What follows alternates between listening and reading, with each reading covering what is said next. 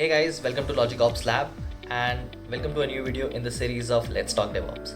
So, in today's video, we are going to talk about those 7 myths or those 7 points that still revolves around in the world of DevOps, and we are going to burst them. So guys, let's dive right into the video.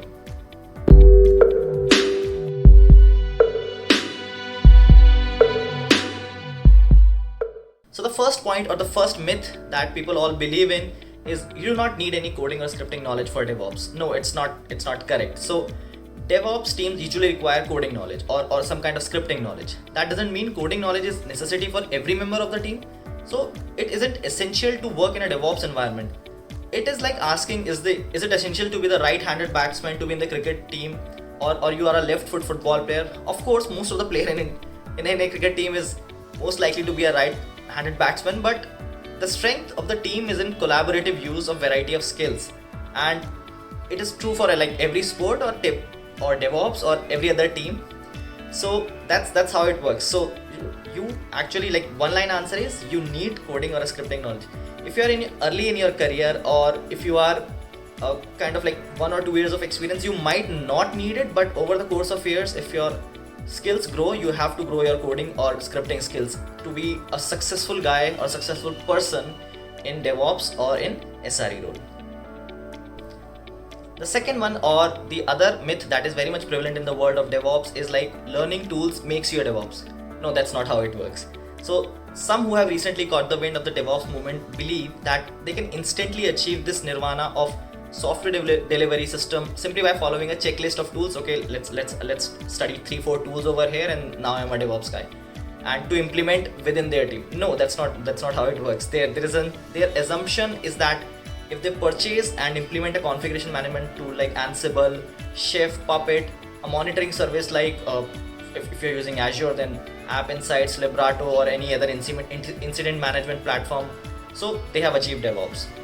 Not quite, and that's not how it works. So DevOps requires a cultural shift beyond simply implementing a new lineup of tools. Each department, let's say it's technical or non-technical, it needs to understand the cultural shift behind DevOps. It's one that emphasizes empathy and better collaboration. It's just more about people. So in one line answer is learning tools does not make you a DevOps guy. A lot of companies, a lot of tech companies here say that you can be a DevOps person just by learning a few tools. Join my series of courses, join this and join that. No, that's not how you learn DevOps. Like, it's more of a cultural shift. You learn a lot from experience. Yes, these tools are required, but this is not exactly true. So that's the second myth that we have busted. Now this point is, or you can say this myth is kind of related to the previous point that I have discussed, that DevOps has its certification. So this is a myth that DevOps has any sort of certification. DevOps isn't about tools and processes, but rather building a culture of collaboration and empathy between the teams, between the people. And any attempts to create a certification program will spark a passionate debate on its merit as a necessity. So what happens is, which I just mentioned in my previous point, that there are a lot of companies who are saying that okay, these are the series of courses, these are the series of tools that you have to learn, and after learning all these tools, you will be a DevOps engineer. A lot of companies offers these positions like DevOps engineer to all those people who has some knowledge of these tools. No, that's not how it works. And clearly, someone who is saying that okay, you can do DevOps certification from my company or my organization by some coaching or a series of courses is definitely lying to you. So that's the third myth that we have just busted. The fourth myth that we are going to discuss today is DevOps is all about CI/CD. CI/CD means continuous integration, continuous delivery, or continuous deployment. One of the biggest misconceptions about DevOps is that it's the same thing as CI/CD.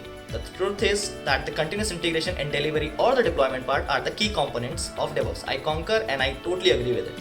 DevOps focuses on the culture and the responsibility in a team. It emphasizes the need for everyone on the team to take part in each other's task, because this improves collaboration and communication in the team. On the other hand, CI/CD enables the culture with software and tools that emphasizes automation. So you can see them that as a means to an end. So DevOps is definitely not about CI/CD. If you have learned just 1 or 2 tools which does the CI/CD part like Jenkins or TeamCity or Octopus Deploy, you have become a DevOps engineer. No, that's a myth that we have again debusted today. The fifth point and kind of most common or most infamous myth that we have seen in the world of DevOps is that DevOps is easy. No, that's not. I've seen a lot of people who say that, okay, I'm not enjoying my software development role, I'm not enjoying my tester role, I'm not enjoying the business analyst role. Let's move into DevOps because it's kind of easy, and within a span of like 3 to 4 months, I can be a DevOps engineer. I do agree that you can learn a lot of tools over here. I do agree that you can learn a few processes, but that does not make you a DevOps engineer. It comes from the experience, it's come from the collaboration that you do between the teams. And if you have just learned some tool, then I think you are just an ops engineer, you're just an operations engineer. So this is again a myth. Fifth number, that DevOps is easy. No, it's not. It takes a lot of work, it takes a lot of experience.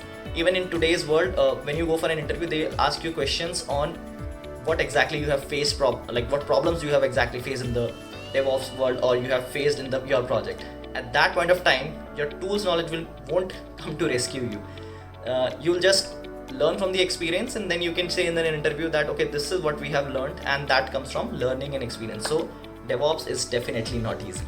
Now pay attention to my sixth and seventh myths because they are interrelated. That sixth would be DevOps can't exist without cloud. So when many people think that DevOps, they think of cloud. There is a good reason for this, because cloud technology provides the ability to dynamically provision infrastructure resources for developers and testers to rapidly obtain test environments or QA environments or any other environments without waiting for a manual request to be fulfilled. That doesn't mean cloud is necessary to adapt DevOps practices, though. As long as an organization has an efficient process for obtaining resources to deploy and test application changes, it can adopt a DevOps approach. Virtualization itself is optional. So I have worked with a lot of companies, like in terms of indirect working or direct working, I have been associated with. This is something like, even if you do not have cloud, even if you do not use any Azure, GCP or AWS, DevOps can still exist in your company.